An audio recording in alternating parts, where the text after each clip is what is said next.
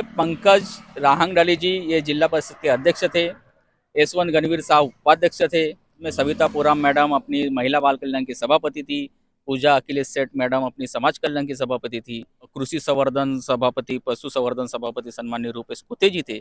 बांधकाम संजय टेमरे जी थे। आपके मीडिया से माध्यम से यही मांग है कि अनुसूचित जाति के जो 8,500 स्टूडेंट है उनको न्याय दिया जाए।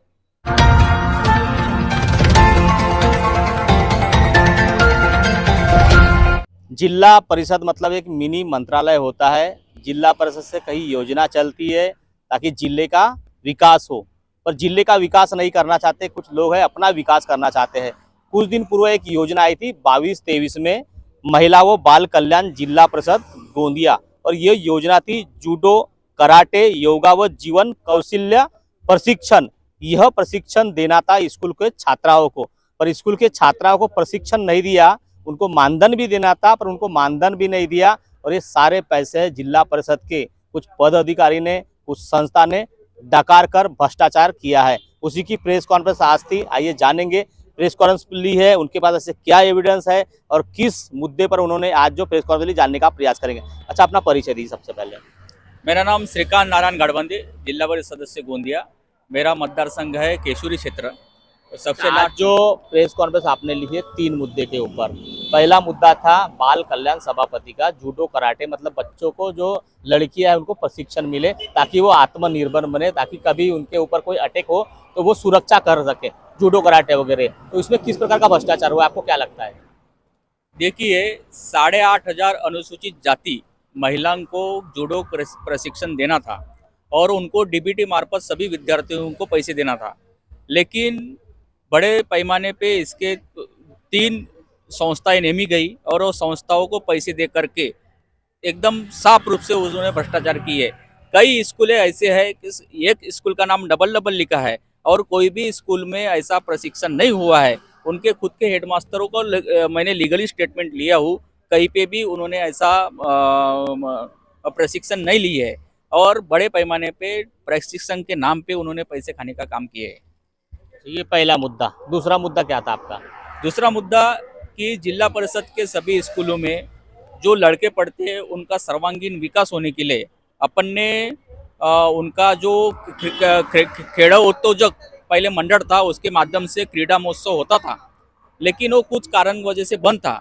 तो हम जिला परिषद में नई स्थापना होने के बाद में 2022 में हमारा चुनाव हुआ। 2023 में हमने पहले विषय रखे कि हमारे जिला परिषद के पढ़ने वाले स्कूल का सर्वांगीण विकास हो बच्चों का, इसलिए हमने अटल क्रीड़ा महोत्सव की उन्होंने स्थापना की थी। अटल क्रीड़ा महोत्सव में अपन 40 लाख रुपए लगभग हमने बजट में मंजूर किए थे और उसका भी उन्होंने 2 साल से कोई भी खर्चा का आढ़ावा, और वो खर्चा करने के लिए जैसा डेकोरेशन हो गया, जैसा कोई भी साहित्य हो गया, कोई भी खरीदना है तो उसका निवेदन निकालना पड़ता है, उन्होंने बगैर निवेदन निकालते हुए डायरेक्ट पैसे खर्चा किए। तीसरा विषय क्या था? तीसरा विषय ये था कि बड़े पैमाने पे हमारा गोंदिया जिला में जल जीवन मिशन के तहत काम चालू है। लगभग 70-80% सभी योजना का काम कंप्लीट है, लेकिन 30-40% जो काम बचा हुआ है जिसके कारण हमारे ग्रामीण क्षेत्र के लोगों को पानी नहीं मिल पा रहा है। इसका कौन मुखिया है जो 30-40% जो काम बचा है वो क्यों नहीं कर पा रहे हैं? ऊपर से जो भी एक जो कॉन्ट्रैक्टर लाभी है जो उनके ऊपर हावी हो रही है, जो पारमी रोड के मुख्य अभियंता है सुमित बेलपात्रे जी, इनका प्रशासन पे कोई भी वर्चस्व नहीं है और इनका कॉन्ट्रैक्टर लाभी के ऊपर भरोसा है और कॉन्ट्रैक्टर कोई भी काम अपने लोकल लेवल पे नहीं कर रहा है। इसका कारण ही कार्यकारी अभियंता ने टाइम पे पूरा काम कंप्लीट करके, क्योंकि लगभग पेमेंट का विषय तो था तो लगभग पूरा कंप्लीट है, लास्ट का काम थोड़ा सा बाकी है, वो कंप्लीट करने के बाद ही उनको पैसे मिलेंगे, लेकिन जितना पेमेंट हुआ है उतना काम उन्होंने किए नहीं है। इसके वजह से हमारे ग्रामीण क्षेत्र के सभी नागरिक पानी से वंचित रहेंगे। जो तीनों आपने सब्जेक्ट बताया जिस प्रकार भ्रष्टाचार का आरोप लगाया आपने, तो वो कार्यकाल किसका था? कौन अध्यक्ष थे, कौन उपाध्यक्ष थे, कौन सभापति, इनके नाम बता दीजिए। देखिए, पंकज राहंगडाले जी ये जिला परिषद के अध्यक्ष थे। S1 गणवीर साहब उपाध्यक्ष थे और उसके बाद में सविता पुराम मैडम अपनी महिला बाल कल्याण की सभापति थी। पूजा अखिलेश सेठ मैडम अपनी समाज कल्याण की सभापति थी। कृषि संवर्धन सभापति, पशु संवर्धन सभापति सन्माननीय रूपेश कुते जी थे। इन बांधकाम संजय टेमरे जी थे, ये उपेंद्र सिंह टेमरे जी थे। ये सब जन इनके प्रशासन में ये सब काला चिट्टा हुआ है।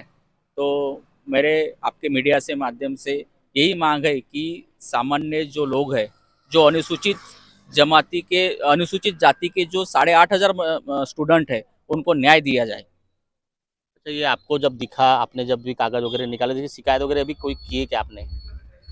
देखिए 28 तारीख को सर्वसाधारण सभा थी, उसके पहले 3 दिन पहले पत्र देना पड़ता है। मैंने पत्र में उनको लिख करके बताया कि महिला बाल कल्याण में ऐसी ऐसी योजना फलाने फलानी हुई है, इसका जानकारी आप लेके आए। लेकिन वहाँ का जो डिप्टी सीईओ है महिला बाल कल्याण का, उन्होंने कल सर्वसाधारण सभा में बोल दिए कि इसके बारे में मेरे को कोई भी मालूम नहीं है। इसका मालूम यानी कहाँ भ्रष्टाचार हुआ है, कैसा पैसा खर्चा हुआ, कौन सी योजना थी, उसको कुछ भी मालूम नहीं है। इसका माहिती लेके मैं सभागृह में सादर करता हूँ। ऐसे उन्होंने झूठी बात दी है, लेकिन उसका काला चिट्टा मैंने पहले ही निकाल के रखा था और वो आपके सभी मीडिया को मैंने दिया हो।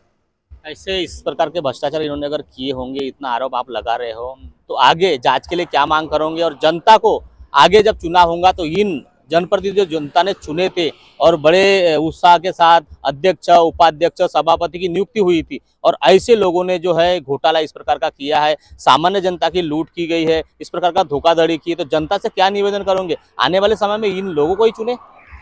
आने वाले समय में ऐसे भ्रष्टाचारी आदमी को कोई भी न चुने, क्योंकि आखिरकार जनता का विकास करना है। जनता का मन में जो भी उनके अड़चनी है, जो भी उनका दुख धरी है, उनके साथ में जो खड़ा रहे, उनके साथ का जो विकास का कार्यक्रम करे, उसके साथ में उनके साथ में खड़े रह करके नई सरकार, नया आदमी जो उनका साथ करके उनका जो विकास का कार्य हाथ में लेके जो चलेगा, उसके साथ में रहना चाहिए। ऐसा भ्रष्टाचारी को उन्होंने नकारना चाहिए, क्योंकि ऐसे भ्रष्टाचारी होने के बाद जो बड़े पैमाने पे जो भी खुद का विकास चाहेगा, जनता का विकास जाए भाड़ में, खुद का विकास करेंगे, तो ऐसे लोगों को निश्चित रूप से जनता ने घर का रास्ता दिखाना चाहिए। जल्द से जल्द आप लोग को अगर न्याय नहीं मिला, चौकसी नहीं हुई, जो दोषी उन पर कार्रवाई नहीं हुई, तो आगे आपकी भूमिका क्या होगी?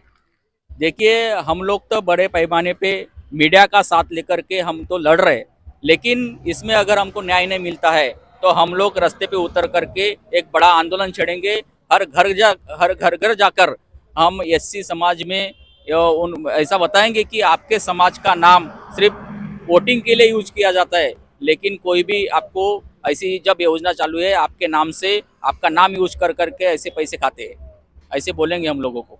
तो देखिए, जिस तरह जिला परिषद में जो अध्यक्ष थे पंकज रांगडाले, जो उपाध्यक्ष थे यशवंत गणवीर, और जितने भी सभापति थे, उन्होंने किस प्रकार का भ्रष्टाचार किया है, यह इनके पास जो दस्तावेज है उसके ऊपर से इसकी जांच होंगी क्या, आखिर में दोषी जो है उसके कार्रवाई होंगी क्या, और जिस प्रकार भ्रष्टाचार किया है, नहीं किया, ये सिद्ध होगा क्या? मतलब जांच की इन्होंने गुहार लगाई और आज जो पत्र परिषद ली है। पर इस प्रकार का भ्रष्टाचार करना कितना उचित है?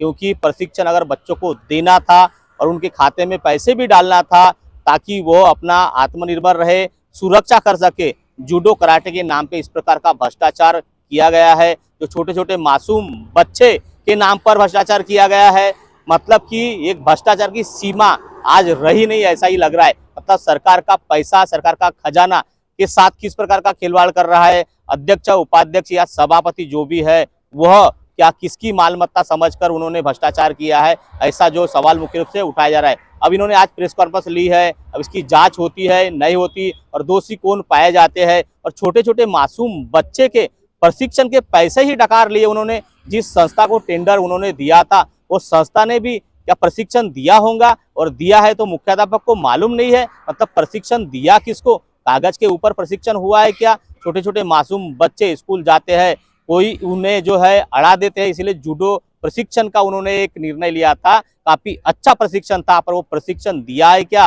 वो कागज के ऊपर प्रशिक्षण हुआ है, इसीलिए तो मुख्याध्यापकों को मालूम नहीं है कि उनके स्कूल के बच्चों के नाम है, उनके स्कूल के नाम पर जो है पैसे निकाल कर वो जो संस्था चालकों ने डकार लिए है। कि जांच की गुहार लगाई है, जांच की मांग की है, और जो भी अध्यक्ष, उपाध्यक्ष, सभापति जो भी इसमें दोषी होंगे, कार्रवाई की मांग की है, अन्यथा रास्ते पे उतरने की चेतावनी दी है। अब खबर प्रकाश होने के बाद किस प्रकार की जांच होती है, किस प्रकार के कौन दोषी पाए जाते हैं और किस प्रकार की कार्रवाई होती है, वो भी दिखाने का प्रयास करेंगे। महेंद्र लिल्लारे, न्यूज प्रभात मीडिया, गोंदिया। अब आपकी समस्या तूफान की तरह सरकार तक, न्यूज प्रभात मीडिया।